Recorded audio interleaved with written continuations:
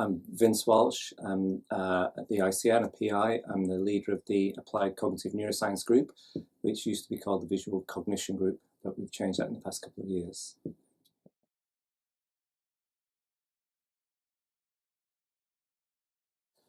If I was to say what's most exciting to me at the moment, it's what I would call a convergence of sensory approaches to and cognitive approaches to a kind of common ground.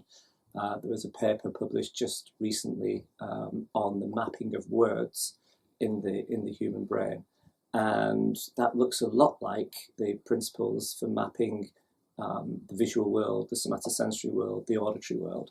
And I like the idea of the brain as a helpless map maker. So whatever that organisation is, it's got some map basis. If I was to say there's another area that I'm interested in, this is why I changed the name of my group a couple of years ago to Applied Cognitive Neuroscience, is to ask, not can we do another experiment that's of great interest to the 6 people in the world who really care what you do, if 6 people really care what I do, is to ask, have we reached a stage where we can apply some of that cognitive neuroscience in the real world? So I've now taken on the challenge of working with elite sports groups, for example, and developing sports groups to ask what can we transfer to them about the principles of learning, the principles of growth, the principles of decision making and problem solving under pressure. So my own heart now beats for what we can do with it. And if I was to say there was a final area of application, it's in the realm of brain stimulation. I was a deep skeptic about transcranial magnetic stimulation and depression several years ago, but I think that jury is now in. There's an effect size of the treatment for depression that's as big as the effect sizes of any single given antidepressant. If it was a drug, we'd be going crazy for it. So in the application world, my drive is now to see if we can do that within UCL, offer the treatment to patients. So it's application and 1 or 2 principled areas that excite me at the moment.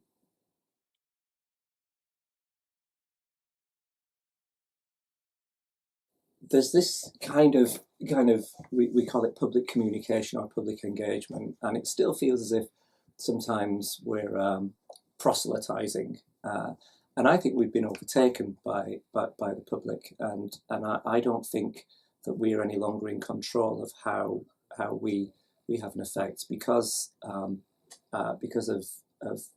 some of the great bloggers and great websites out there. People can now access anything. So we sometimes like to think, I think, that we're having an effect in a particular way, but the public reader of what we do, I think, is determining what takes off. So growth mindset for something is, for example, is something that has really taken off in the public imagination and public domain, and I can see why. Things like, however much people might complain about it, left brain, right brain ideas have taken off in the public. Now, what do we do? Do we try and correct people, or do we try and say, well, at least people are using something from cognitive neuroscience as a heuristic? And I think sometimes there's a middle ground to be struck rather than a holier than thou merely correct ground. In the other direction, how are we affecting things in the public domain through policy and through things like and through education? I don't think we're having that great an effect. I think it's more heat than light. That doesn't mean that we can't have an effect, but in the areas of education, for example, I don't think we've yet yielded anything that teachers already didn't know. We've given them new language, new words, so that might enrich their thinking, but I don't think we've delivered anything new. And I think sometimes there's still and this is born of my experience in applying cognitive neuroscience in the real world, we still haven't got within ourselves, I think, the maturity to appreciate how dirty the real world is and how noisy it is. And sometimes we're a little bit purist in the way that we that we try and engage in those domains. So my report card for the discipline would say, doing okay, but must do better.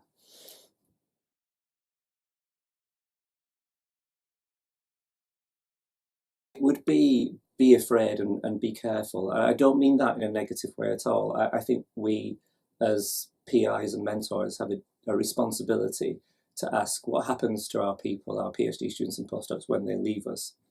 And I would say two things. One is that the stock of MSc and PhD and postdocs has massively increased, but the number of positions hasn't. So it's much harder to make a career now than it was 14 years ago, even 14 years ago when I joined the ICN. And I think what aspiring scientists should do is look us as PIs in the eye and try to take more control of what they do, because the vast majority of them are not going to get faculty positions. That's not a negative message either. It just means, how do we look at beyond the world and look beyond the academic world and ask, well, what else can they do? And I think that the students and postdocs know as much about the future as we do. So we have to ask, what skills are we tooling people up with to take into the real world? Just one example, recently a PhD student left the ICN and has gone to work with a brain training company, employing all his skills as a psychologist and cognitive neuroscientist, but also employing lots of skills in a business domain, in a soft skills social domain. And I think we should be doing more to prepare people for that. The second part of my warning is that I think, and this is something from having sat on grant committees, it used to be the case that people would work on the same stuff for 15 or 20 years in psychology. And I've noticed that the life sciences people in the biological sciences would have to retool every 5 years or so. And I think we've now caught up, and I think the half-life of whatever it is that you're working on is much shorter than it would have been for your supervisor. So choose very carefully, negotiate with your supervisor or PI to make sure that it's about your future, not about their lab, and to be prepared to shift, because the field will move around you.